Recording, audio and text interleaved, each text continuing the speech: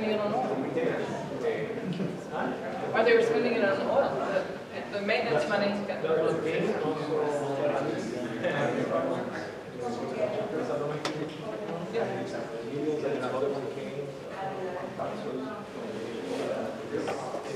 Yeah, consultants got a lot of money. But they got it in millions levels, not just millions during this high price years.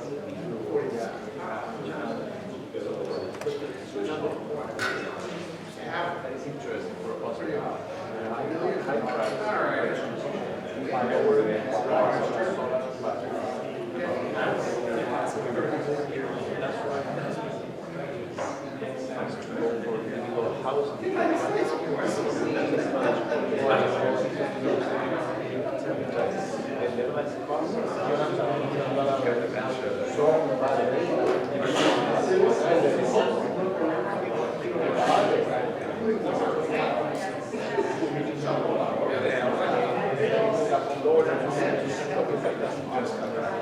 Would the federal money help you? The federal money, assuming that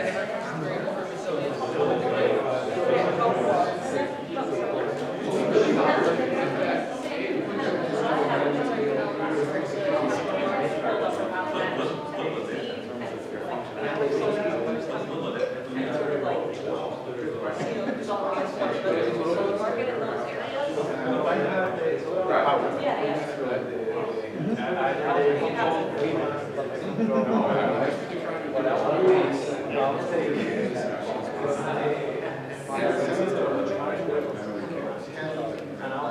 very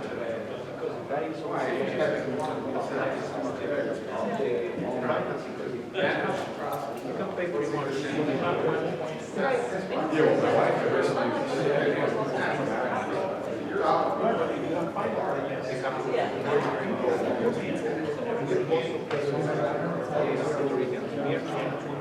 resilient,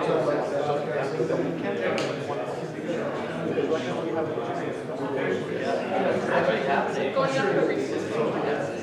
It seems like it's, I keep hearing a higher figure. 20, 21, 22.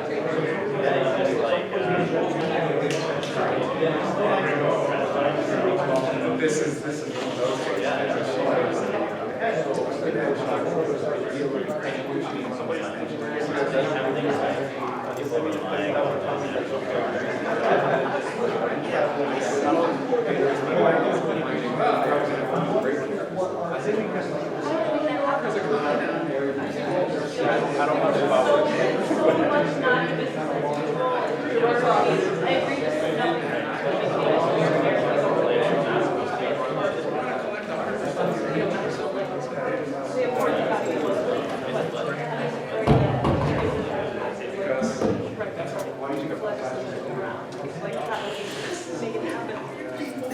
Good afternoon.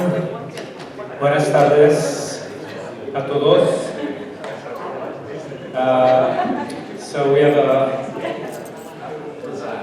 nice panel today, and the theme is Blueprint for Least Cost, Ultra-High Renewable Energy Penetration in Puerto Rico. So my name is Richard Perez, and I do research, been doing research in solar PV for many years.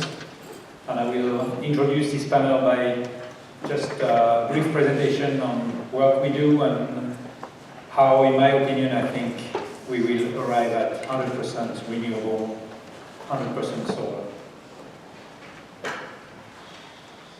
So there are only, first thing is to recognize that among renewables there are only two sources that are large enough to do the job anywhere on the planet, and those are solar, mainly photovoltaics and wind.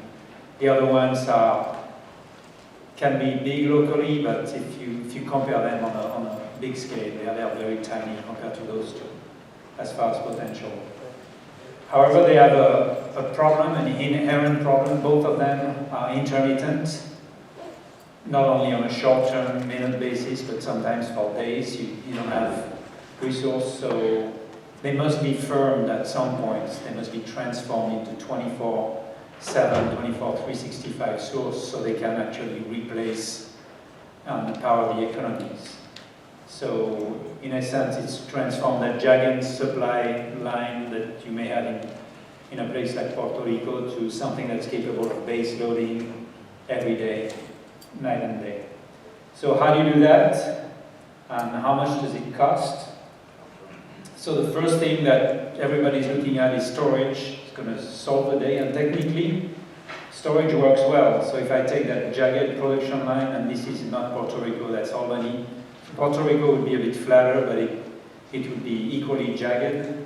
So how do you transform that into that 24/7 baseload equivalent? When you have excess, you put it into storage, and when you have deficit, you empty the storage and put it in the hole so you can deliver that at the end. The only problem with that is whereas photovoltaics is now very, very cheap per kilowatt hour. In fact, it's cheaper than gas to make a solar kilowatt hour today, cheaper than natural gas in a place like Puerto Rico that have large solar resource. It is intermittent, and making it firm available 24/7, 365 days a year is extremely expensive, and all that because the storage that you need to do that job is just immense. And even if I take the most optimistic battery cost projection from NREL, 30 years down the road, it's still, you're going to need so much storage to fill all the holes that it puts a big damper into the plan, transformation plan of replacing everything by renewables. Unless you think a little bit outside the box, and there I'm stealing my cue from my son's PhD, you design curtailment into the equation. So you purposely overbuild, and by design you're going to waste some of that electricity. And how does it work? You curtail. So here I'm doing it in a gross manner. In a real world it would be done more dynamically. And then I overbuild to produce the right quantity of energy. But you can notice that jagged line is a lot less jagged already. So the job to transform it into 24/7 is a lot easier. And when I look at the economics as a function of overbuild and curtailment, something really interesting happens. So that white line, the red line is the cost of PV, so it grows up because you overbuild your PV. The blue is the storage, it goes way down as you overbuild. And the white is the 24/7, 365 firm power delivery. And there is a sweet spot that's not far from being able to work out perfectly. So you can actually, just by introducing a word which is anathema today in the solar energy world, you don't want to curtail, you want to produce every single kilowatt hour, but it is the solution to get you there 100%. That's the only way you're going to be affording 100% renewables.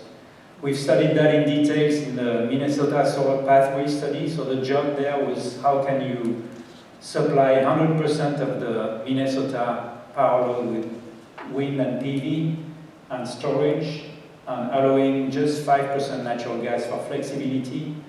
The bottom line is that 25 years from now, with the future PV and storage costs, Minnesota can plan for 100% renewable, or 95% renewable in that case, at 3.5 cents per kilowatt hour, which is less than what they are generating today from coal.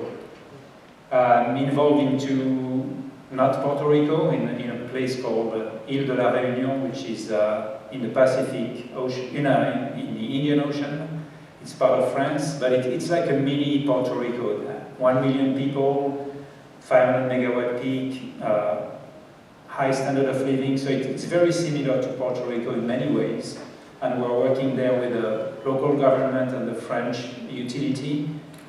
And the results are not out there, that's just a preview of what we're getting, but we're going to get 100% PV there at less than 5 cents per kilowatt hour, 24/7.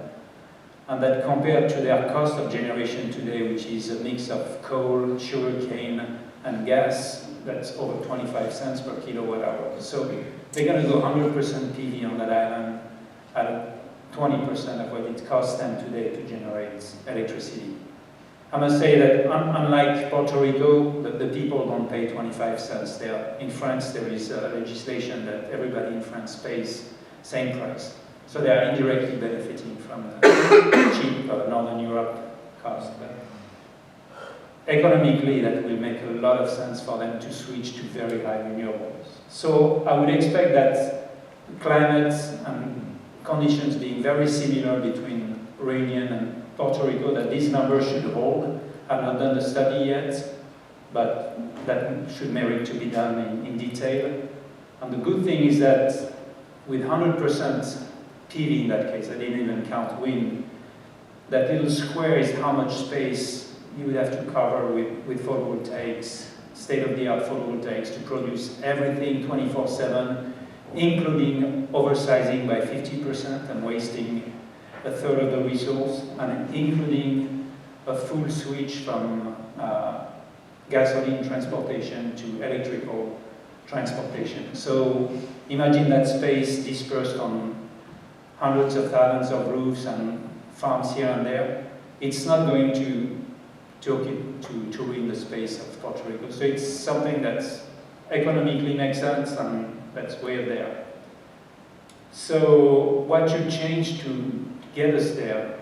In Puerto Rico, like everywhere else, it's not a technological innovation we need. It's policy and regulation innovation. And one thing that should be done is enabling that firm power generating capability, because that's the only way to get beyond the margin. Today, solar is at the margin everywhere. We have to step beyond that and feel the main bulk of power. So you need to remunerate not kilowatt hours, PPAs, while you try to maximize production. You need to remunerate firm kilowatt hours, so you enable all those solutions that go with it. One thing which I would never discount is to leave the grid operator in the loop, not as an owner of generation, but at the very least as a manager, because they have a general view of the power flows on that grid. And of course, microgrids and individual ownership can coexist extremely well with that vision. Both can grow.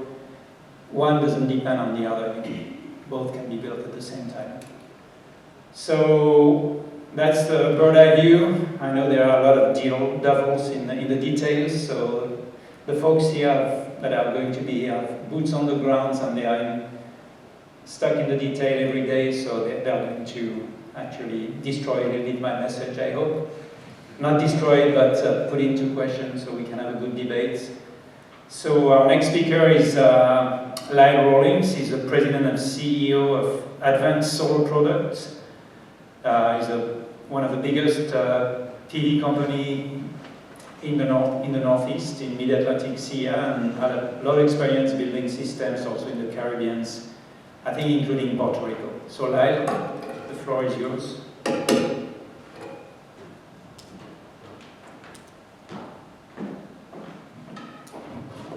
Thanks, Richard, and hi, everybody. I don't know if I'll stir up much controversy or disagreement, Richard, with what you said.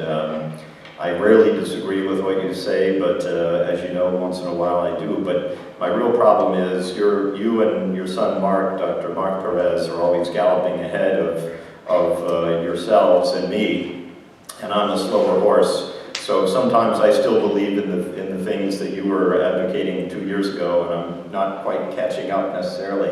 And I'll talk about that from a policy point of view, and what are the best and least cost ways to, and the most reliable and technically sufficient ways to get to 100% renewables. That's because my company, Advanced Solar Products, develops, designs, and builds, and operates PV systems.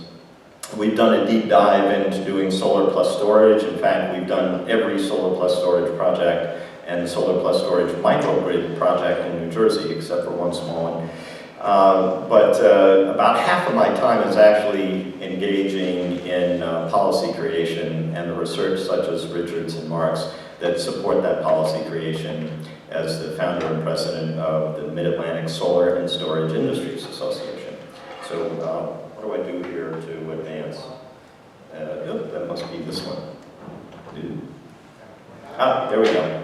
So I'm doing a lot of this in New Jersey, and I bring up New Jersey for a reason, even though it's much different than Puerto Rico. So this is our governor, our new governor last year, only 3 months into office, in a dedication ceremony for his new Clean Energy Act, which established by law 50% renewables by 2030, and massive amounts of offshore wind, a new turn on the solar incentives, electric vehicle, charging infrastructure, energy efficiency, and again, as I already said, lots and lots of offshore wind.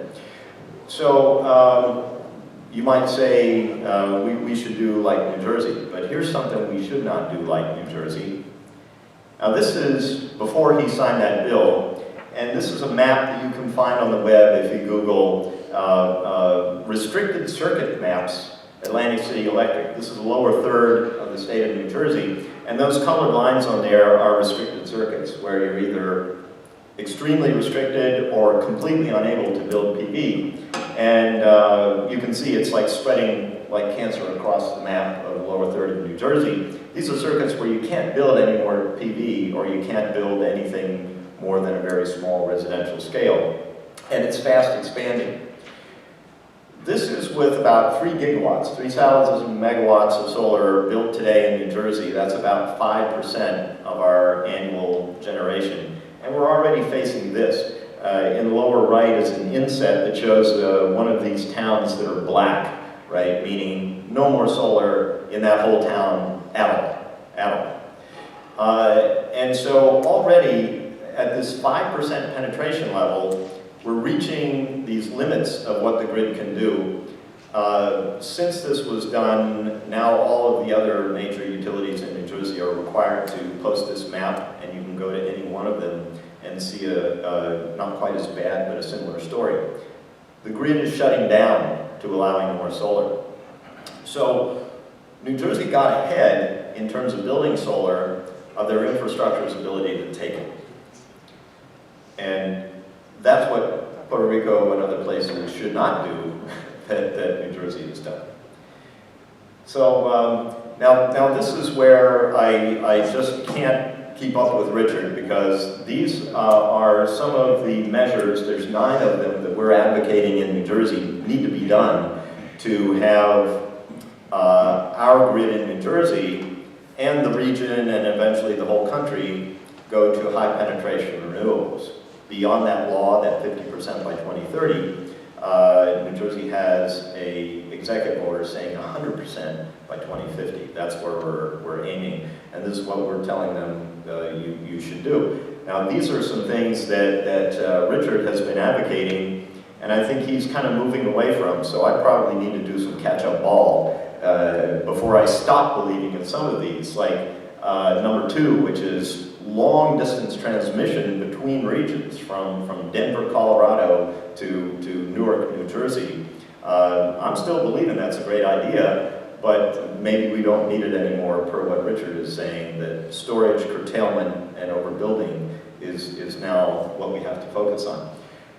But, you know, I'm not quite there yet. I'm seeing a bunch of things that we have to do to a grid.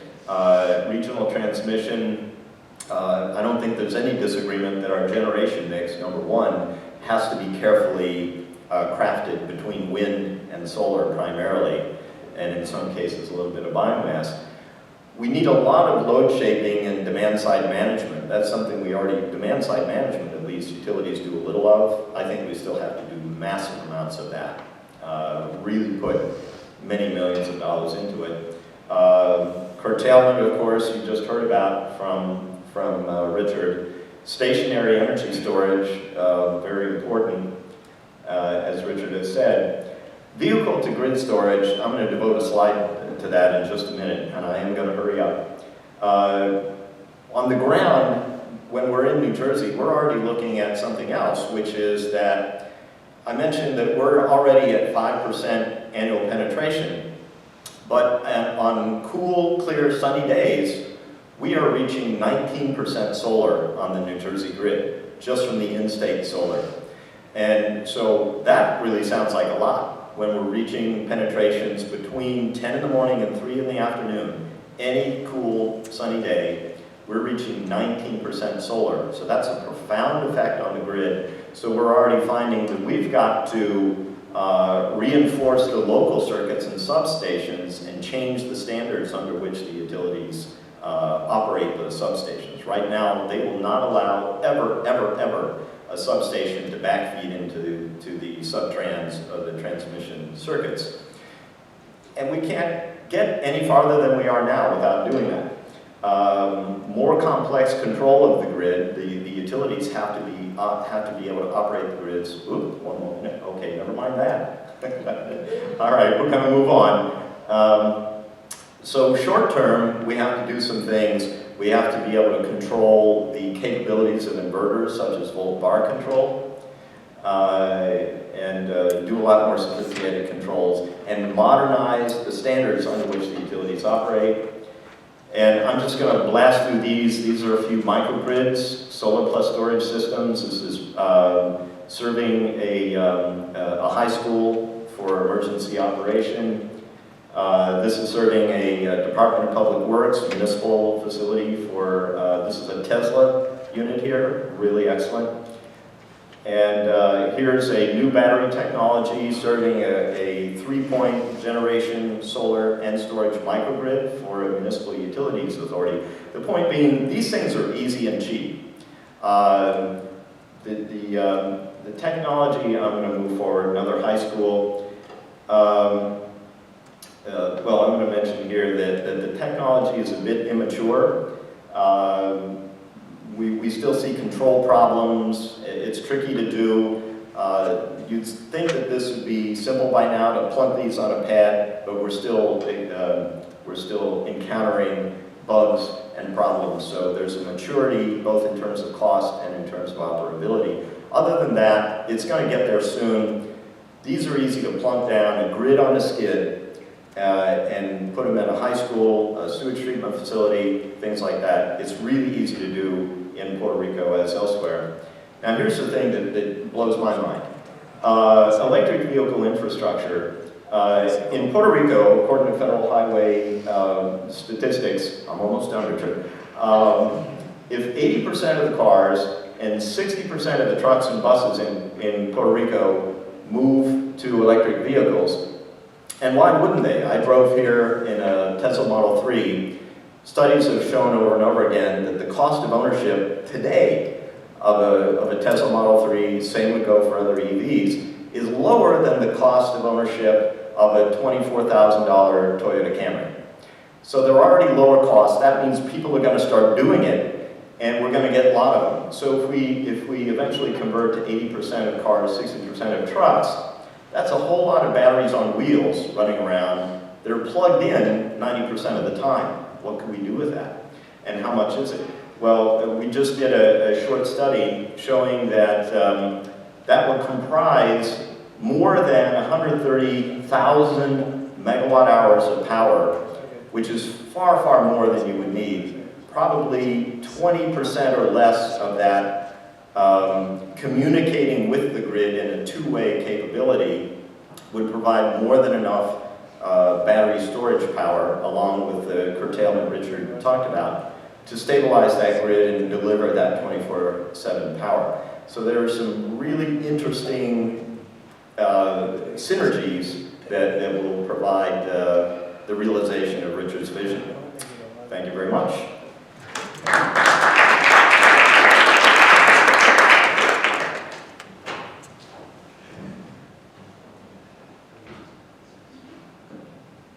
Thank you, Larry. Yeah, vehicle to grid is going to be big, I think. So we'll VIPV, vehicle integrated PV. That was the big thing at the IEEE conference. So the outside of the car is a PV, 1 to 2 kilowatt system. So 20 years from now, convinced that every single car will be a PV generator of 1 or 2 kilowatts. That's the way they will come from the factory. So our next speaker is Ron Leonard. Ron Leonard founded the New York Solar Energy Industry Association many years ago. I just found that out. And is the CEO of Renewable Energy LLC, New York-based solar developer. Ron?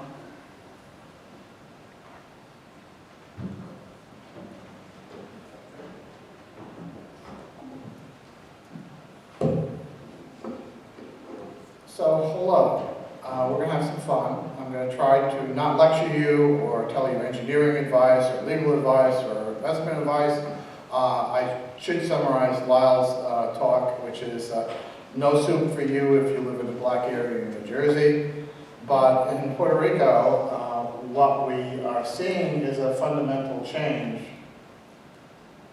And the fundamental change goes to need.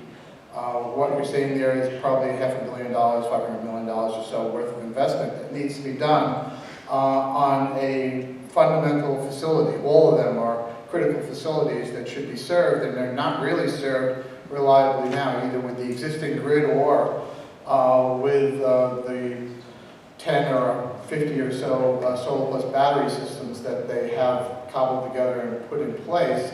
We need to have a plan to move forward reliably and provide energy and security for people in Puerto Rico.